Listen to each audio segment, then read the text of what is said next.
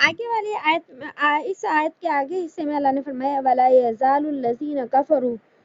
تُصِيبُهُم بِمَا صَنَعُوا کہ اللہ نے اور ہمیشہ کافر لوگوں کو پہنچے گی تصیبہم پہنچے گی بما صنعوا اس کے بدلے جو انہوں نے کیا قارعۃ سخت مصیبت او تحل قریبا من دارہم یا اترے گی ان کے گھر کے قریب حتی یأتی وعد اللہ یہاں تک کہ آ پہنچے اللہ کا وعدہ ان اللہ لا یخلف المیعاد کہ بے شک اللہ اپنے وعدے کے خلاف نہیں کرتا۔ تو یہاں پر اس آیت کا مطلب کیا ہے کہ اللہ نے فرمایا کہ میں نے ان مشرکین کے مطالبات جو ہے منصور نہیں کیے، کیوں کہ ان کی بدنیتی میں جانتا تھا کہ یہ ایمان لانے کے لیے مطالبے نہیں کر رہے، یہ تو نبی علیہ الصلوۃ والسلام کو ستانے کے لیے مطالبے کر رہے ہیں، یہ ایمان نہیں لائیں گے، تو یہ اللہ کے نزدیک اس بات کے مستحق ہیں کہ ان میں دنیا میں بھی آفتیں اور مصیبتیں آئیں، ہے نا تصیبہم بما صنعوا قارعۃ کہ پہنچے ان کو اس کے بدلے میں مصیبت کہ یہ جو مطالبات کرتے ہیں، دشمنی کرتے ہیں، نبی علیہ الصلوۃ والسلام پر اعتراضات کرتے ہیں، ان سب کے بدلے میں اللہ چاہتا ہے کہ ان کے اوپر آفتیں آئیں، مصیبتیں آئیں، پریشانیاں آئیں۔ اور پھر اسی طرح ہوا کہ مکہ کے لوگوں پر کبھی قحط کی مصیبت آئی کہ کھانے پینے کے لیے جو ہے وہ بہت، حتیٰ کہ آتا ہے بخاری شریف کی روایت میں بھی کہ اتنا قحط آیا ان کے اوپر کہ یہ مردار جانوروں کی ہڈیاں کھانے کے اوپر مجبور ہو گئے۔ پھر انہوں نے نبی علیہ الصلوۃ والسلام سے کہا، درخواست کی کہ اپنے رب سے دعا کیجیے کہ ہماری اس قحط سالی کو کیا کر دیں، ختم کر دیں۔ تو یہ کیا تھی، مصیبت تھی اللہ کی طرف سے۔ کبھی غزوہ بدر کے اندر مارے گئے، احد میں مارے گئے، قتل ہوئے، قید ہوئے، کبھی بجلی گری ان کے اوپر، کبھی کوئی اور مصیبت آئی، تو اللہ نے فرمایا یہ اسی لائق ہیں، جب یہ اسلام سے دشمنی کریں گے اور نبی علیہ الصلوۃ والسلام کی گستاخی کریں گے تو یہ جو ہے وہ دنیا کے اندر بھی جو ہے ہلاکتوں اور بربادیوں کے مستحق ہیں۔ اور پھر آگے فرمایا او تحل قریبا من دارہم یا آئے گی ان کے قریبی گھروں کے اوپر، یہاں دار سے گھر مراد نہیں ہے جس میں انسان رہتا ہے بلکہ بستیاں مراد ہیں، کہ اللہ نے فرمایا کہ کبھی کبھی میں ایسا کروں گا کہ ان کے ارد گرد کی جو بستیاں اور علاقے ہوں گے ان کے اوپر مصیبتیں آئیں گی تاکہ اس کو دیکھ کر کیا ہو، ان کو عبرت حاصل ہو۔ تو اس آیت کے دو حصے ہیں، تصیبہم بما صنعوا قارعہ، اس کا مطلب ہے کہ ان کے اوپر براہ راست مصیبتیں آئیں گی اور ان کو جو ہے مزہ یہ چکھیں گے، اور دوسرے نمبر پر ہے کہ کبھی ان کو وہ سمجھانے کے لیے میں ارد گرد کے لوگوں کو اور بستیوں کو جو ہے مصیبت میں ڈالوں گا تاکہ یہ دیکھ کر کاش کہ کیا کر لیں، توبہ کر لیں، اور ان لوگوں کو دیکھ کر انہیں اپنا انجام نظر آئے۔ اور پھر آگے اللہ نے فرمایا حتی یأتی وعد اللہ کہ اللہ کا وعدہ، اللہ اپنے وعدے کے خلاف نہیں کرتا،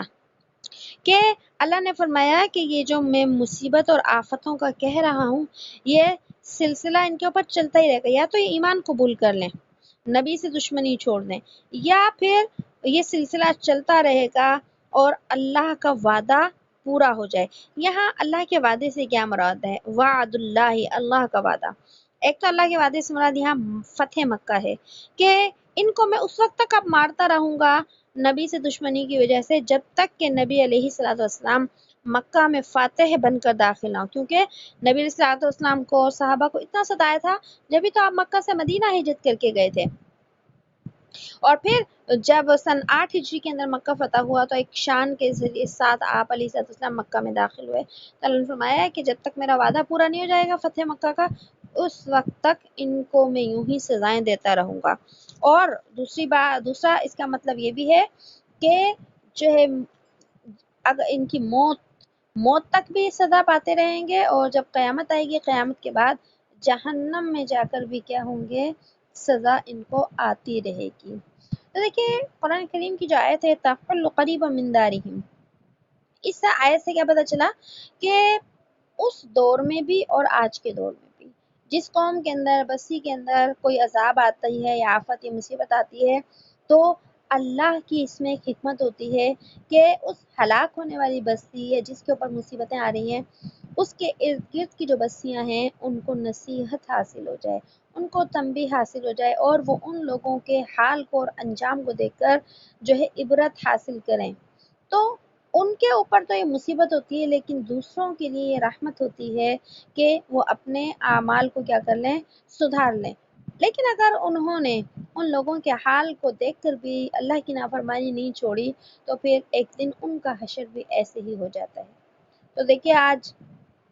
موجودہ صورتحال ہے، بارش ہیں، سیلاب ہیں، مصیبتیں ہیں، کبھی سیلاب ہوتے ہیں، کبھی زلزلے آ جاتے ہیں، کبھی کوئی اور آفت ہوتی ہے، تو کتنے ایسے جگہ ہیں ایک جگہ کے لوگ بچ جاتے ہیں، ایک جگہ کے لوگ مارے جاتے ہیں۔ تو اس کی وجہ یہی ہوتی ہے کہ ایک کی مصیبت سے اللہ دوسروں کو سنبھلنے کا کیا کرتے ہیں، موقع دیتے ہیں۔ تو یہ اللہ کا جو نظام ہے یہ ہر دور میں چلتا آ رہا ہے۔ پچھلے دور کے اندر لوگ اللہ سے زیادہ قریب تھے، آج کل تو لوگ سوشل میڈیا سے زیادہ قریب ہیں اور دنیا سے زیادہ قریب ہیں، اللہ سے دور ہو گئے۔ تو پچھلے دور کے اندر اگر مصیبتیں آتی تھیں تو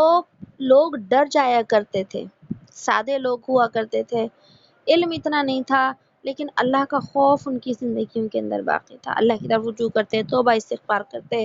اور صدقہ و خیرات کر دیتے کہ ہم اس مصیبت سے کیا ہو جائیں، بچ جائیں۔ اور اس وجہ سے اللہ ان کے ان اعمال کی وجہ سے ان کو مصیبتوں سے بچا لیا کرتے تھے۔ لیکن آج کے دور کے اندر جتنا انسان کا تعلق اللہ سے کم ہوتا جا رہا ہے، اللہ سے ٹوٹتا جا رہا ہے، تو ہم اس مصیبت کے دور کرنے کے لیے دنیا کے اسباب کی طرف تو نظر ڈالتے ہیں، لیکن ہم اپنے اعمال کو سدھارنے کی فکر نہیں کرتے۔ موجودہ صورتحال ہی دیکھ لیجئے کہ سیلابی صورتحال ہے پورے ملک کے اندر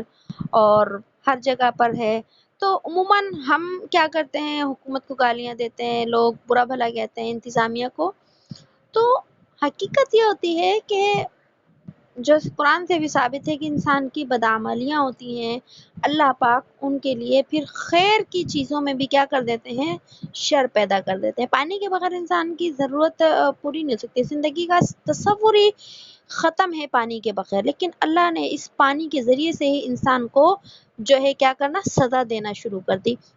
جب انسان کا تعلق اللہ سے مضبوط ہوتا ہے پھر انتظامیہ بھی ہمارے حق میں ہو جاتی ہے، حکومتیں بھی ہمارے حق میں ہو جاتی ہیں اور اسباب بھی ہمارے حق میں کام کرنے لگتے ہیں۔ لیکن اصل بنیاد جو ہوتی ہے وہ انسان کے اپنے اعمال ہوتے ہیں، اور جب انسان کے اعمال خراب ہوتے ہیں تو وسائل کے ہونے کے باوجود بھی اللہ ان حالات کے اندر رکھ کر انسان کو سزائیں دیتے ہیں۔ اور ایسے حالات کے اندر اگر سارے لوگ نہ سدھریں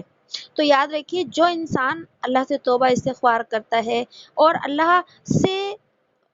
مغفرت طلب کرتا ہے تو اللہ ان حالات کے درمیان کے اندر سے بھی ایسے لوگوں کو بچا لیتے ہیں۔ اور اس کا جیتا جاگتا واقعہ جو ہے ابھی بلوچستان کے اندر یہ جو بارشیں چل رہی ہیں تو اس کے اندر سوشل میڈیا پہ ایک واقعہ بہت زیادہ آیا ہے، ابھی آپ نے بھی دیکھا ہوگا، اور حقیقت میں وہ سچا واقعہ ہے کہ جب بارش کا یہ جو سلسلہ چلا ہے تو ایک بستی کے اندر یہ جو بارش آئی، بارش کا ریلا، پانی کا ریلا آیا اور بارش، تو وہ لوگ جو ہے قرآن مجید لے لے کر بستی کے لوگ باہر نکل آئے، بستی کے لوگ باہر نکل آئے۔ یہ ابھی جو بدھ کی بارش جو ہوئی ہے، اس بارش کی میں آپ کو بات بتا رہی ہوں، جب وہ لوگ اپنے گھروں سے آدمی عورتیں قرآن مجید باہر لے کر نکل آئے ہاتھوں میں اور اللہ سے توبہ استغفار کرنے لگے، تو جو پانی کا اوپر سے بھی پانی آ رہا تھا اور ارد گرد سے دو طرف سے اس بستی کے اندر پانی کے وہ ریلے آ رہے تھے کہ وہ ریلے اگر آ جاتے تو پوری بستی ختم ہو جاتی وہاں سے۔ تو اللہ نے اپنے قرآن کی لاج رکھی، ان لوگوں کی توبہ استغفار کو قبول کیا کہ وہ زمین جو ہے دو سمتوں سے پھٹی ہے اور اس زمین کے اندر اتنے بڑے بڑے شگاف پڑے ہیں کہ وہ پانی کے ریلے جو دو طرف سے آ رہے تھے وہ سارے کے سارے اس زمین کے اندر چلے گئے۔ وہ ویڈیو اس وقت موجود ہے اور حقیقت ہے، اس میں پوری جو ہے وہ زمین جو پھٹی ہوئی ہے وہ دکھائی گئی ہے۔ تو آج بھی اللہ پاک اپنے سے توبہ کرنے والے انسانوں کو ان حالات کے درمیان سے بھی بچا لیتے ہیں۔ اس لیے انسان کو اجتماعی توبہ کرنے کی بھی ضرورت ہے، انفرادی توبہ کرنے کی بھی ضرورت ہے۔ اگر ہمارے ملک کا سسٹم ٹھیک نہیں ہے تو دیکھیے ہم پورے سسٹم کو ٹھیک نہیں کر سکتے، ہمارے پاس اتنی طاقت نہیں ہے۔ ہمارے حکمران کیا کر رہے ہیں، کیا ہو رہا ہے، یہ سب اپنی جگہ ہے، لیکن ہر انسان اگر یہ سوچ لے کہ میں آج اللہ سے توبہ کر لوں، میرے گناہوں کی وجہ سے شاید یہ سزائیں آ رہی ہیں، میں اللہ کو منا لوں، اللہ کے آگے توبہ استغفار کر لوں، تو چاہے پورا ملک بھی ڈوب جائے لیکن اللہ اپنے چاہنے والوں کو ان حالات کے اندر بھی کیا کر لیں گے، بچا لیں گے۔ اس لیے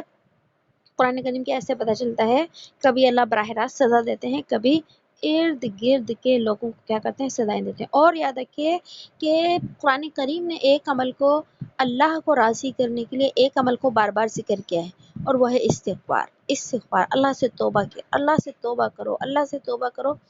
اللہ کو یاد رکھیے کہ جو ہم توبہ کرتے ہیں نا اللہ سے، یہ اللہ کو بہت زیادہ پسند ہے۔ آج دیکھیں کوئی ہمارا بڑا مجرم ہو دنیا میں، اولاد ہو، کوئی بھی ہو، ہم بہت بڑی غلطی کر رہے لیکن وہ ہاتھ جوڑ کے ہمارے سامنے کھڑا ہو جائے، سر بھی جھکا لے اور چہرہ بھی رونے جیسا بنا لے کہ مجھ سے غلطی ہو گئی، مجھے معاف کر دیں، تو ہر انسان جو ہے ایسے قصوروار کو کیا کر دیتا ہے، معاف کر دیتا ہے، رعایت کر دیتا ہے، کوئی بات نہیں، اس کو اپنی غلطی کے اوپر کیا ہے، شرمندگی ہے۔ یہی اللہ کا معاملہ ہے کہ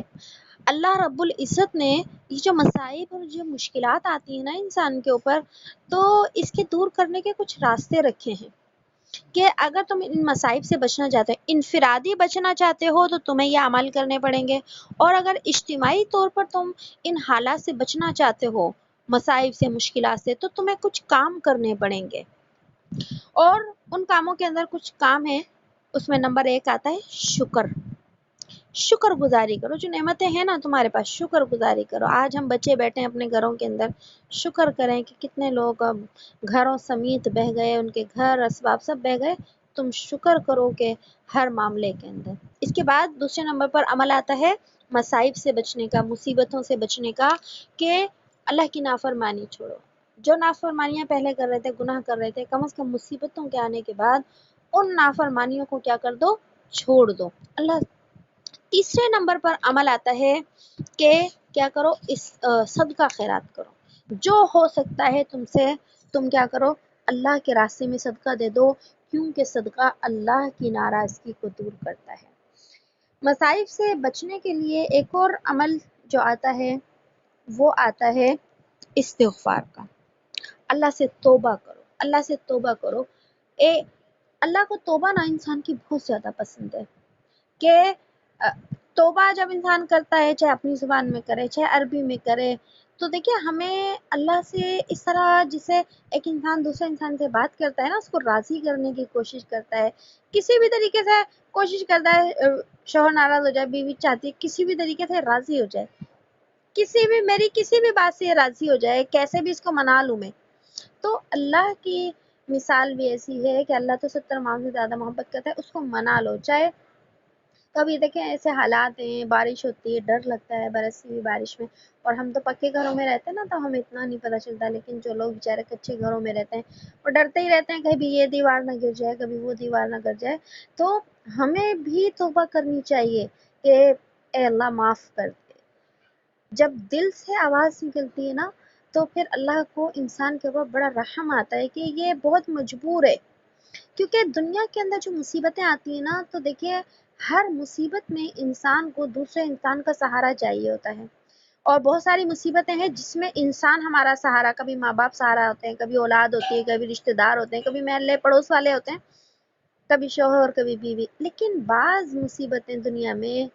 ایسی ہوتی ہیں جس میں انسان ہمارا سہارا بن ہی نہیں سکتے، اس میں ہمارا سہارا صرف اور صرف اللہ کی ذات ہوا کرتی ہے، جیسے بارشیں ہیں، طوفان ہیں، زلزلے ہیں، بجلی کا گرنا ہے، قحط سالی ہے، مہنگائی ہے، یہ ایسی آفتیں ہیں جس میں ہمارا انسان سہارا نہیں بن سکتا، اللہ سہارا بنتا ہے۔ تو جب اللہ سہارا بنتا ہے تو پھر اللہ کے سہارے کے لیے، اللہ سے مدد کے لیے ہمیں یہ کام کرنا پڑیں گے کہ شکر کریں اس کی نعمتوں پر، اور اس کو ناراض کرنے والے کام چھوڑیں، اس کے بعد صدقہ و خیرات کریں، اگلا قدم یہ ہے کہ استغفار کریں۔ اللہ سے توبہ کریں، اللہ میری توبہ ہے۔ اور اس کے بعد ایک اور عمل ہے کہ دعائیں، ایک تو جو حفاظت کی دعائیں احادیث طیبہ کے اندر آتی ہیں، وہ دعائیں جو ہیں وہ ہمیں مسنون دعائیں کرنی چاہیے اللہ سے، اور اسی طرح رات کو سوتے وقت حصار باندھ کر سونے کہ اللہ ہمیں مصیبتوں سے بچائے۔ اور اس کے ساتھ ساتھ دیکھیے، ایک چیز ہے دعا، ایک ہے استغفار، وہ تو ہو گئی توبہ، اور ایک ہے دعا کہ اللہ سے دعائیں کریں۔ دیکھیے انسان کا جو اللہ سے تعلق ہے نا، اللہ سے ایک انسان کے تعلق تین ہیں۔ یہ چیزیں سبق کا حصہ نہیں ہے، لیکن موضوع آ گیا ہے اس وجہ سے میں تھوڑا سا بتا رہی ہوں۔ ایک انسان کے اللہ سے تین تعلق ہیں۔ نمبر ایک، رب ہونے کا تعلق، ربوبیت کا، کہ ہم اس کو کیا کرتے ہیں؟ رب مانتے ہیں۔ ہمارا ایک تعلق ہے مخلوق کا اور خالق کا۔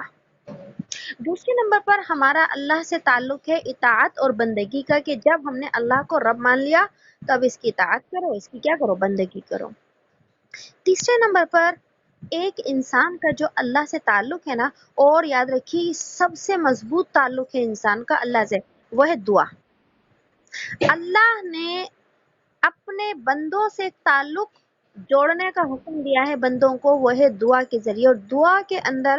اللہ نے نہ ایمان کی قید لگائی ہے، نہ اعمال کی قید لگائی ہے کہ ایمان والوں کی قبول کروں گا، کافروں کی قبول نہیں کروں گا، اور اعمال والوں کی قبول کروں گا، گناہ گاروں کی قبول نہیں کروں گا، صرف نمازیوں کی قبول کروں گا، نیک لوگوں کی کروں گا، گناہ گاروں کی نہیں کروں گا۔ نہیں، اللہ نے دعا کے اندر شرط نہیں لگائی ہے۔ ابھی جو ہے ایک امریکہ کے ایک ڈاکٹر کا قصہ آ رہا تھا کہ امریکہ کے اندر ایک ڈاکٹر تھا، اور بہت بڑا ڈاکٹر تھا، لیکن وہ ملحد تھا، یعنی کہ وہ کسی بھی مذہب کو ماننے والا نہیں۔ عیسائی تو حضرت عیسیٰ اسلام کو تو مانتے ہیں، اللہ کو بھی مانتے ہیں، لیکن وہ کسی بھی مذہب کو ماننے والا نہیں تھا۔ وہ کہتا تھا کہ دنیا میں کوئی مذہب نہیں ہے، کائنات میں کوئی خدا نہیں ہے، یہ کائنات خود بخود بنی ہے، خود بخود ختم ہو جائے گی۔ ملحد تھا وہ۔ تو آ رہا تھا کہ اس کی ایک بیٹی تھی جو بیمار ہو گئی بہت۔ جب اس کو ہاسپٹل لے کر گیا وہ، تو ڈاکٹرز نے چیک اپ کیا، بتایا کہ اس کے دل کے سارے والز بند ہیں، اس کا فوراً آپریشن کرنا پڑے گا۔ اور آپریشن کے لیے اس کو فل آپریشن کے لیے تھیٹر میں لے گئے۔ تو اولاد سے اولاد کی محبت تو ہوتی ہے، اور یہ دوسرا نمبر پر یہ کہتے ہیں کہ ہمارے جتنے بھی ہاسپٹلز ہیں، پرائیویٹ ہاسپٹلز ہیں پاکستان میں بھی، گورنمنٹ ہیں، سب میں ایک مسجد بنی ہوتی ہے جہاں پر لوگ کیا کرتے ہیں؟ نمازیں بھی پڑھ لیتے ہیں، نفلیں پڑھ لیتے ہیں، دعائیں مانگتے ہیں، ہر ہاسپٹل میں ہوتی ہے۔ اسی طرح اس نے لکھا کہ امریکہ کے اندر جو ہاسپٹل تھا اس میں ایک عبادت خانہ بنا تھا، ایک کمرہ تھا، کوئی شخص بھی اپنی مذہب کی عبادت کر لے، مسلمان نماز پڑھ لے، اور کوئی جو کرنا چاہے کر لے، تو وہ عبادت کے لیے کمرہ بنا تھا۔ تو وہ ڈاکٹر چلتے چلتے اس کمرے کے باہر رکے،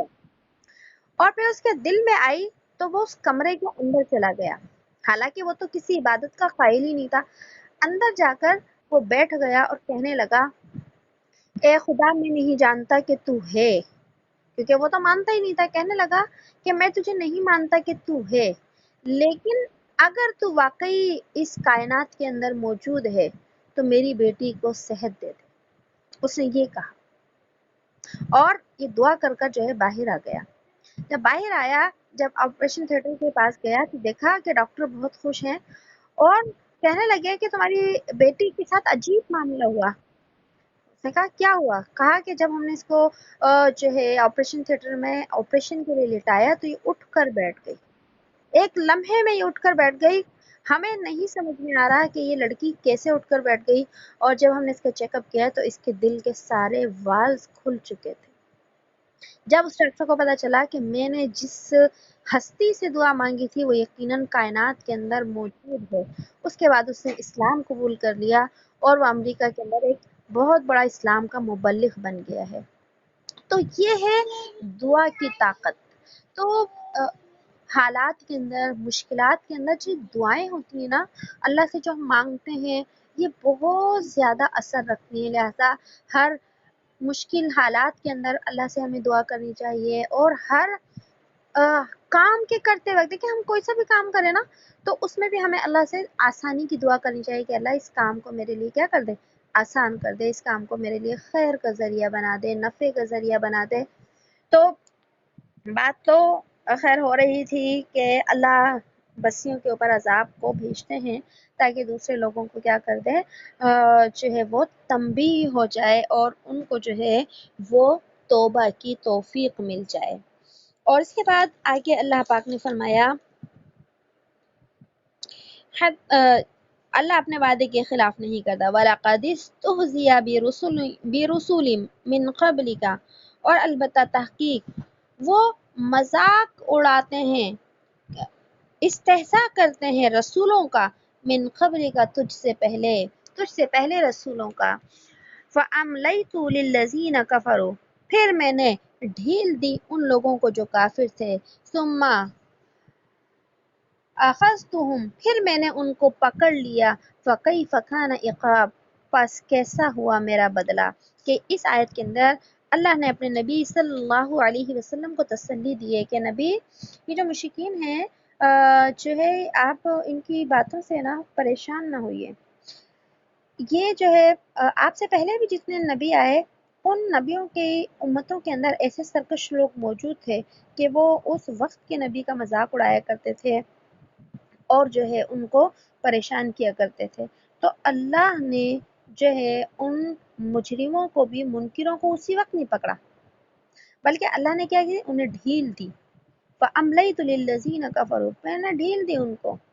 ڈھیل دی شاید توبہ کر لیں، توبہ کر لیں، توبہ کر لیں، لیکن جب نہیں انہوں نے توبہ کی اور نہیں اپنی جو ہے اعمال سے باز آئے تو اللہ نے فرمایا ثم،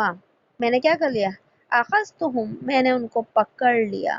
میں نے پکڑا جب ان کو عذاب میں گرفتار کیا، فَكَيْفَ كَانَ عقاب، پھر کیسا ہوا میرا پکڑنا۔ یعنی اب جب میں نے انہیں پکڑا نا تو میرے پکڑ سے بچانے کی طاقت کسی میں نہیں تھی۔ اے نبی ان کو بھی میں ڈھیل دے رہا ہوں، یہ ابو جہل جیسا شخص ہے، ابو لہب جیسا ہے اور عبداللہ بن امیہ جیسا ہے، جتنے بھی بڑے سرکش لوگ ہیں ان کو میں ڈھیل دے رہا ہوں،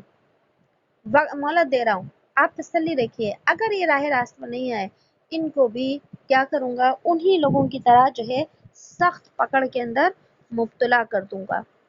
اور پھر آگے فرمایا افمن ہوا قائم علی نفس، بھلا جو لیے کھڑا ہے ہر کسی علی نفس،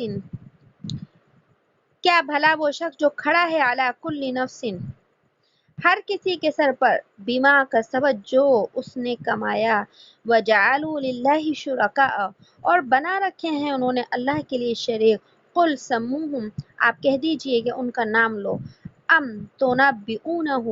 یا وہ اللہ، یا اللہ کو بتاتے ہو، بما لا یعلم فی الارض، یا اللہ کو بتلاتے ہو جو وہ نہیں جانتا زمین میں، ام بظاہرین، زمین میں، یا وہ ام بظاہرین، یا وہ کرتے ہیں، من القول، اوپر ہی اوپر کی باتیں، بل زین للذین کفروا، بلکہ مزین کر دیے گئے، خوبصورت بنا دیے گئے، للذین کفروا، کافروں کے لیے، مکرہم، ان کے فریب، وصدوا عن سبیلی، عن السبیلی، اور روک دیے گئے وہ راستے سے، ومن یضلل اللہ فلا لہ من ہاد، اور جس شخص کو گمراہ کر دے اللہ پس نہیں ہے اس کو کوئی راستہ بتانے والا۔ ان آیات کے اندر اللہ رب العزت نے مشرکین کی جہالت کو اور بے عقلی کو جو ہے وہ بیان فرمایا ہے کہ یہ کیسے لوگ ہیں، یہ ایسے لوگ ہیں کہ اللہ کے مقابلے میں جو ہے وہ کیا کرتے ہیں، شریک بناتے ہیں۔ کہ اللہ فرما رہے ہیں کہ جو اللہ ایسا ہے کہ جو ہر انسان کے اعمال کے اوپر مطلع ہے، جو اس کے دل میں ہے، اس کے دماغ میں ہے، جو آئندہ وہ کرے، جو وہ بول رہا ہے، جو چل رہا ہے، جو بھی کچھ کر رہا ہے، اللہ تو وہ طاقت ہے کہ جو سب کچھ جانتا ہے۔ تو پھر میں اللہ جو ہوں اور ان کے جو شریک ہیں بت، جو اپنے اوپر سے مٹی نہیں اڑا سکتے، کیسے برابر ہو سکتے ہیں، کیسے برابر ہو سکتے ہیں؟ یہ سب کچھ جانتے ہیں کہ یہ ہمارے بت جو ہیں یہ بے جان ہیں، لیکن پھر بھی انہوں نے ان بتوں کو اللہ کا شریک بنا لیا ہے۔ اور پھر اللہ فرما رہے ہیں کہ تم اللہ کو ایسی بات بتاتے ہو کہ اللہ کو پتہ ہی نہ ہو، یعنی کہ تم اللہ کو یہ یعنی کہ مشکل نہیں سمجھتے ہیں کہ اللہ کو کچھ نہیں پتا، یہ اپنی چالاکیاں دکھاتے ہیں یا اسلام کے خلاف دشمنی جو نبھاتے ہیں، یہ سمجھتے ہیں کہ ہمیں کوئی جاننے والا نہیں ہے، ہمیں پکڑنے والا نہیں ہے۔ نہیں، میں تو سب کچھ جانتا، ان کے بت کچھ نہیں جانتے، میں سب کچھ جانتا ہوں۔ اور آگے جو اللہ نے فرمایا کہ یہ جو شریک ہے نا بت، یہ ظاہری الفاظ کے اعتبار سے ہیں، ظاہری الفاظ کے اعتبار سے، اصل میں اندر یہ خود بھی مجھے مانتے ہیں، کیونکہ مشرکین جب وہ بڑی مصیبتوں کے اندر آ جاتے تھے تو واسطہ تو جو ہے پکارتے تو کس کو تھے؟ اللہ کو ہی پکارتے تھے۔ تو یہ ظاہری طور پر اللہ فرما رہے ہیں، یہ ظاہری طور پر ان بتوں کو مانتے ہیں لیکن حقیقت میں اندر سے مجھے مانتے ہیں۔ لیکن اللہ کو تو ظاہری شرک بھی جو ہے گوارا نہیں ہے، اور اللہ کیسے گوارا کر لے ظاہری شرک، کہ وہ ہر چیز سے کیا ہے؟ پاک ہے۔ تو یہ دل سے چاہے مجھے مانتے ہوں، میری طاقت کو مانتے ہوں، لیکن جب تک کہ شرک نہیں چھوڑیں گے میں ان سے راضی ہو ہی نہیں سکتا۔ اور پھر اللہ نے فرما دیا کہ جو لوگ حق سے محروم ہو گئے، ساری قرآن کو دیکھ کر، نبی کو دیکھ کر، دعوت تبلیغ کو دیکھ کر پھر بھی گمراہی میں پڑے ہیں، تو جو گمراہی میں پڑے ہیں ان کو راہ راست کے اوپر لانے والا کوئی نہیں ہے پھر۔ اور آگے فرمایا لہم عذاب فی الحیات الدنیا ولعذاب الآخرۃ اشق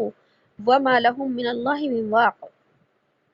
ان کے واسطے عذاب ہے دنیا کی زندگی میں، ولعذاب الآخرہ، اور آخرت کا عذاب تو اشق بہت سخت ہے، وما لہم من اللہ، اور نہیں ہے ان کو اللہ کے ہاں سے من واق، کوئی بچانے والا، کہ یہ سمجھتے ہیں کہ اللہ کو ایسے ہی کچھ پتہ نہیں چلتا، یہ تو دنیا کی زندگی میں بھی اے نبی دیکھنا کہ ان کو کیسا میں جو ہے کیا کرتا ہوں، ان کو ذلت کی زندگی، ذلت کی موت دوں گا، دنیا میں بھی انہیں عذاب سے دوچار کروں گا، آخرت کے مرنے کے بعد تو ان کی عذاب سے کبھی نجات ہو ہی نہیں سکتی، کیونکہ ہمارا ایمان ہے، یقین ہے، ہم پڑھ چکے ہیں کہ ایمان والا کتنا بھی بڑا مجرم کیوں نہ ہو، لیکن اگر ایمان کے اوپر مرا ہے، ایمان تھا، کبھی نہ کبھی جہنم سے نکل آئے گا، یا نبی کی شفاعت سے بخشا جائے گا، اللہ کے رحم اور فضل و کرم سے بخشا جائے گا۔ لیکن کافر اگر کفر کے اوپر مر گیا کبھی بھی جہنم سے نہیں نکلے گا، تو اس سے زیادہ سزا بڑی کیا ہو سکتی ہے۔ اللہ پاک ہمارے ایمان کو، ہماری اولاد کے ایمان کو، ہمارے رشتہ داروں کے، ہماری نسلوں کے ایمان کی حفاظت فرمائے، اور ہمارے ایمان کو بچا کر ہمیں قبر میں لے جانے کی توفیق عطا فرمائے، آمین۔ آگے فرمایا مثل الجنت التي وعد المتقون، اللہ نے فرمایا کہ حال یا مثال جنت کی، التی جس کا، وعد المتقون وعدہ کیا گیا ہے نیک لوگوں سے، تجری من تحتها الانہار بہتی ہیں اس کے نیچے نہریں، اکولها دائم وذلها، اور اس کا اکول، اس کا میوہ، دائم ہمیشہ کا ہے، وذلها، اور اس کا سایہ بھی ہمیشہ کا ہے، وتلک عقبى الذین اتقوا، اور یہ بدلہ ہے، یہ بدلہ ہے ان لوگوں کا، الذین اتقوا، جو اللہ سے ڈرتے ہیں، وعقبى الکافرین النار، اور بدلہ ہے کافروں کا، کافروں کے لیے آگ۔ تو اللہ نے نیک لوگوں کا انجام بھی قرآن میں ساتھ ساتھ بیان کیا ہے، کئی جگہ بیان کیا ہے کہ جنت کا جہاں بھی تذکرہ آتا ہے تو بار بار یہ آتا ہے تجری من تحتها الانہار، کہ بہتی ہیں اس کے نیچے نہریں، کیونکہ جنت ہے ہی خوبصورت اور خوبصورتی کی جگہ ہے، تو اللہ نے بار بار اس کی خوبصورتی کو بیان کیا ہے، اور اس کا جو کھانا ہے، پینا ہے، اس کے درختوں کے جو سائے ہیں، ہریالی ہے، اس کا سبزہ ہے، ہمیشہ ہمیشہ کے لیے ہے۔ اور کفار کا ایک ہی ٹھکانہ ہے، وہ ہے جہنم کی آگ۔ آگے اللہ نے فرمایا والذین آتیناہم الکتاب، اور وہ لوگ جن کو ہم نے دی کتاب، یفرحون، وہ خوش ہوتے ہیں، بما انزل الیک، وہ خوش ہوتے ہیں اس پر جو نازل ہوئی آپ کی طرف، ومن الاحزاب من ینکر بعضہ، اور بعض فرقے ہیں جو انکار کرتے ہیں بعضہ، اس کے بعض حصے کا۔ اللہ پاک نے اس آیت کے اندر جو ہے وہ یہود اور عیسائیوں کا ذکر کیا ہے، کہ یہ یہود اور یہودی قوم جو ہے اور عیسائی قوم جو ہے، اللہ نے اپنے وقت، ان کے وقت میں جو ہے ان کے اوپر بھی آسمانی کتابیں نازل کی تھیں، یہودیوں کے اوپر تورات نازل ہوئی تھی اور انجیل عیسائیوں کے اوپر نازل کی تھی۔ اور جب تک ہمارے نبی صلی اللہ علیہ وسلم تشریف نہیں لائے تھے اور آپ کو نبوت نہیں ملی تھی، تو انجیل کے اوپر عمل ہوتا تھا۔ اور جب انجیل حضرت عیسیٰ علیہ السلام نہیں آئے تھے، حضرت موسیٰ علیہ السلام کا زمانہ تھا، تو ہم بہت تفصیل سے واقعہ پڑھ چکے ہیں۔ اللہ نے تورات دی تھی، تو وہ لوگ اپنی کتاب کو کیا کرتے تھے، پورا اس کتاب کو مانتے تھے۔ لیکن جب اللہ نے قرآن مجید کو نازل کیا تو بہت سارے ایسے یہودی عالم تھے، یہودی تھے جو قرآن کریم کے اوپر کیا ایمان لے کر آ گئے، اور انجیل کے ماننے والے عیسائی جو تھے وہ بھی آپ صلی اللہ علیہ وسلم کے اوپر ایمان لے آئے۔ وہ یہودی اور عیسائی جو ہے ایمان کیوں لائے؟ کیونکہ انہوں نے اپنی تورات کے اندر اور عیسائیوں نے اپنی انجیل کے اندر پڑھا تھا کہ اللہ نے نبی صلی اللہ علیہ وسلم کی آمد کا تذکرہ کیا تھا، تورات میں بھی انجیل میں بھی، کہ جب اگر تم اس نبی کو پاؤ تو کیا کرنا، اس کے اوپر ایمان لے آنا۔ جیسے کہ دیکھیں آج ہمیں احادیث طیبہ سے بتایا گیا کہ امام مہدی علیہ السلام آئیں گے، حضرت عیسیٰ علیہ السلام آئیں گے، تو اگرچہ حضرت عیسیٰ علیہ السلام تو اسی ہمارے نبی کے امتی بن کر آئیں گے، نیا دین تو نہیں لے کر آئیں گے، لیکن ہمیں ایک نبی کے آنے کی خبر دی گئی ہے، اب چاہے وہ ہماری زندگی میں آ جائیں یا ہمارے مرنے کے بعد آئیں، لیکن آئیں گے ضرور۔ تو اسی طریقے سے ان کو خبر دی گئی تھی کہ اگر تم ان کا زمانہ پاؤ تو ان کی اتباع کرنا اور ان کے اوپر کیا کرنا، ایمان لے کر آنا۔ تو جن یہودیوں نے اور عیسائیوں نے نبی علیہ الصلوۃ والسلام کا زمانہ پایا تو وہ قرآن کریم کے نازل ہونے سے کیا ہو گئے، خوش ہوئے۔ کیوں کہ ہم نے اس جو سچے نبی کا زمانہ کیا ہے، پا لیا، اور پھر وہ ہمارے نبی صلی اللہ علیہ وسلم پر ایمان لے کر آ گئے۔ جیسے کہ یہودیوں میں ایک بہت بڑے عالم تھے عبداللہ بن سلام رضی اللہ تعالیٰ عنہ، کا نام روایات کے اندر، بڑی بڑی کتابوں کے اندر آتا ہے، عبداللہ بن سلام۔ یہ یہودی تھے، عالم تھے، تورات کے بہت بڑے عالم تھے، آپ صلی اللہ علیہ وسلم کے زمانے کے اندر زندہ تھے، آپ کے اوپر ایمان لے کر آ گئے۔ حضرت عبداللہ بن سلام ان کے جو ساتھی تھے وہ بھی ایمان لے کر آ گئے۔ اسی طرح نجاشی بادشاہ تھا اور وہ بھی کیا ہو گیا تھا، ایمان لے کر آ گیا۔ تو جن کے نصیب میں اور جو خوش بخت تھے وہ کیا ہوگا، ایمان لے کر آ گئے۔ تو اللہ نے یہاں فرمایا والذین آتیناہم الکتاب، جن کو ہم نے کتاب یعنی تورات اور انجیل دی، یفرحون بما انزل الیک، وہ خوش ہوتے ہیں جو آپ پر نازل ہوا، یعنی قرآن کریم کی وجہ سے خوش ہوئے اور قرآن پر ایمان لائے۔ لیکن ان یہودیوں اور عیسائیوں میں بہت سے لوگ ایسے تھے جو کہ قرآن کے نازل ہونے سے جو ہے بالکل بھی خوش نہیں تھے، وہ تو ایمان لے کر ہی نہیں آئے۔ اور ان میں سے بعض لوگ ایسے تھے کہ جو ہے انہوں نے قرآن کے بعض حصے کو تو مان لیا اور بعض کا انکار کر دیا، کہ جو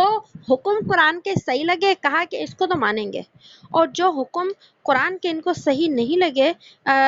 ان کے حساب سے اس کو کہا کہ ہم اس کو نہیں مانیں گے۔ تو ظاہر ہے ایسا شخص جو قرآن کو کچھ مانے اور کچھ نہ مانے تو وہ تو مسلمان مومن ہو ہی نہیں سکتا۔ قرآن کریم کے بارے میں تو خود قرآن کہتا ہے لا ریب فی، شک نہیں ہے، اس میں شک نہیں کرنا صحیح ہے یا غلط ہے، آدھا صحیح ہے آدھا غلط ہے، نہیں، اس میں تو بغیر شک کے قرآن ماننا ہے۔ تو جو خوش بخت ہیں انہوں نے پورے قرآن کو مانا۔ تو آگے اللہ نے اسی کو فرمایا وَمِنَ الْأَحْزَابِ مَن يُنْكِرُ بَعْضَهُ، کہ ان میں سے بعض فرقے، بعض گروہ ایسے تھے جنہوں نے انکار کر دیا بعض قرآن کا، قرآن کریم کے بعض حصے کا انکار کر دیا۔ اب آگے اللہ نے فرمایا قُلْ إِنَّمَا أُمِرْتُ أَنْ أَعْبُدَ اللَّهَ، اللہ نے فرمایا اے نبی آپ ان کو کہہ دیجئے کہ مجھ کو حکم اللہ نے دیا ہے کہ میں بندگی کروں اللہ کی، ولا اشرک بہ، اور نہیں میں شریک کروں اس کے ساتھ کسی کو، الیہ ادعو، اور میں اسی کی طرف دعوت دیتا ہوں، بلاتا ہوں، و الیہ مآب، اور اسی کی طرف کیا ہے میرا ٹھکانہ ہے۔ کہ تم اللہ کو مانو نہ مانو، قرآن کو مانو نہ مانو، لیکن میں تو جب تک زندہ رہوں گا میں بھی اللہ کی ہی بندگی کروں گا، اور میں اللہ کی بندگی کی طرف دعوت دیتا رہوں گا، اور اس کے بعد میرا ٹھکانہ اللہ ہی کی طرف ہے۔ وَكَذَلِكَ أَنزَلْنَاهُ حُكْمًا عَرَبِيًّا، اور اسی طریقے سے اتارا ہم نے یہ کلام عربی زبان کے اندر، وَلَئِنِ اتَّبَعْتَ أَهْوَاءَهُمْ بَعْدَ مَا جَاءَكَ مِنَ الْعِلْمِ، اور اگر تو چلے. اچھا اتنا بتا دیا کہ ہم نے یہ قرآن عربی زبان کے اندر نازل کیا ہے. قرآن کریم کا مضمون پہلے بھی کئی جگہ آیا ہے کہ اللہ فرماتے ہیں قرآن کو ہم نے عربی زبان میں نازل کیا ہے. وجہ کیا ہے کہ ہر نبی کو اللہ نے جس علاقے کی طرف بھیجا اسی علاقے کی زبان کے اندر اللہ نے اس کی کتاب یہ صحیفہ دیا، کیونکہ اپنی زبان کے اندر کسی انسان سے بات کرنا بہت آسان ہوتا ہے، اپنی زبان کے اندر کسی انسان کو سمجھانا بہت آسان ہوتا ہے. تو قرآن کریم کی اس آیت سے بھی پتہ چلتا ہے کہ اپنی مادری زبان کو یا اپنی قومی زبان کو چھوڑ کر، یا مادری جو پیدائشی ہماری ایک زبان ہے اس کو چھوڑ کر کسی اور زبان کے اندر اگر ہم پڑھتے اور پڑھاتے ہیں تو وہ چیز اتنی مؤثر نہیں ہوتی جتنی کہ ہم اپنی زبان کے اندر وہ چیز پڑھتے اور پڑھاتے ہیں. اسی وجہ سے اللہ پاک نے ہر نبی کو اس کی اپنی زبان کے اندر جو ہے وہ کتاب دی تھی یا صحیفہ دیا تھا. آپ دیکھیں ہمارے پورے ملک کے اندر گورنمنٹ کی بھی کوشش ہے اور پورا ایک سسٹم بنا ہوا ہے ہمارے یہاں کہ بس انگلش کے اندر ہر چیز سکھائی جائے، انگلش کے اندر ہر چیز سکھائی جائے. تو انگلش کو بطور زبان سیکھنا چاہیے، آج کے دور کی ضرورت ہے، لیکن اگر ہم اپنی قوم کے بچوں کو ساری چیزیں ہی انگلش میں پڑھائیں گے تو ان کو جو مہارت ہونی چاہیے اصولی طور پر وہ مہارت نہیں ہوتی جو اپنی زبان کے اندر ہوتی ہے. تو ہمارے ہاں تو خیر سسٹم کی بہت ساری خرابیاں ہیں، ان میں سے ایک خرابی ہے آپ دنیا کے بہت سارے ترقی یافتہ ممالک کو دیکھیے، چائنا کو دیکھیے، چین کو دیکھیے، اور اسی طرح امریکہ کو دیکھیے، جتنے بھی ترقی یافتہ ممالک ہیں، فرانس کو دیکھ لیجئے، اسی طرح اٹلی کو دیکھ لیجئے. یہ ہر ملک اپنی زبان کے اندر اپنے بچوں کو تعلیم دیتا ہے. چائنیز کبھی انگلش کے اندر اپنے بچوں کو تعلیم نہیں دیتا، اور جیپنیز جو ہے اسی طرح اپنے بچوں کو اپنے ملک کے اندر جو انہوں نے ایجوکیشن کا سسٹم بنایا ہوا ہے اپنی زبان کے اندر بنایا ہوا ہے. اور دوسروں کی زبانیں سیکھنا منع نہیں ہے، بلکہ اس وقت کی دینی ضرورت بھی ہے کہ ہم دوسری زبانیں سیکھیں، لیکن عمومی طور پر ہم اپنی قومی اور دیسی زبان کے اندر ہی جو دین کا کام کر سکتے ہیں اپنے لوگوں میں اور جو دنیا کا کام کر سکتے ہیں وہی سب سے مؤثر زبان ہے، اور اس کی سب سے بڑی دلیل قرآن مجید کی یہ آیات ہیں. اور آگے فرمایا کہ اے نبی وَلَئِنِ اتَّبَعْتَ